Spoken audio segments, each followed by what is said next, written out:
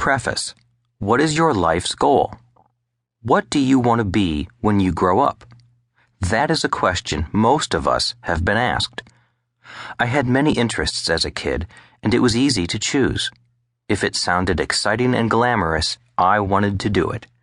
I wanted to be a marine biologist, an astronaut, a marine, a ship's officer, a pilot, and a professional football player. I was fortunate enough to achieve 3 of those goals: a Marine Corps officer, a ship's officer, and a pilot. I knew I did not want to become a teacher, a writer, or an accountant. I did not want to be a teacher because I did not like school. I did not want to be a writer because I failed English twice. And I dropped out of my MBA program because I could not stand accounting. Ironically, now that I have grown up, I have become everything I never wanted to become. Although I dislike school, today I own an education company. I personally teach around the world because I love teaching. Although I failed English twice because I could not write, today I am best known as an author. My book, Rich Dad, Poor Dad, was on the New York Times bestsellers list for over 7 years and is one of the top 3 best-selling books in the United States. The only books ahead of it are The Joy of Sex and The Road Less Traveled.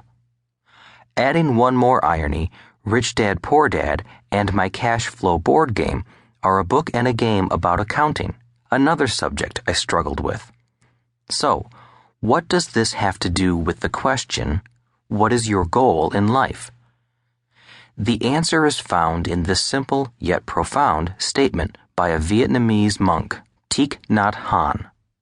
The path is the goal. In other words, finding your path in life is your goal in life. Your path is not your profession, how much money you make, your title, or your successes and failures. Finding your path means finding out what you were put here on this earth to do. What is your life's purpose? Why were you given this gift called life? And what is the gift you give back to life? Looking back, I know going to school was not about finding my life's path. I spent 4 years in military school, studying and training to be a ship's officer. If I had made a career sailing for Standard Oil on their oil tankers, I would never have found my life's path. If I had stayed in the Marines or had gone to fly for the airlines, I would never have found my life's path. Had I continued on as a ship's officer or become an airline pilot, I would never have become an international best-selling author, been a guest on The Oprah Show, written a book with Donald Trump, or started an international education company that teaches entrepreneurship and investing throughout the world. Finding your path. This CASHFLOW Quadrant book is important because it is about finding your path in life. As you know, most people are programmed early in life to go to school and get a job. School is about finding a job in the E or S quadrant. It is not about finding your life's path. I realize there are people who know exactly what they are going to do early in life. They grow up knowing they are going to be a doctor, lawyer, musician, golfer, or actor. We have all heard about child prodigies, kids with exceptional talents. Yet you may notice these are professions, not necessarily a life's path. So, how does one find their path in life? My answer is, I wish I knew.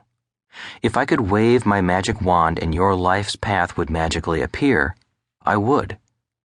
Since I do not have a magic wand, nor can I tell you what to do, the best thing I can do is tell you what I did. And what I did was trust my intuition, my heart, and my guts. For example, in 1973, returning from the war, when my poor dad suggested I go back to school, get my higher degrees, and work for the government, my brain went numb, my heart went heavy, and my gut said, no way.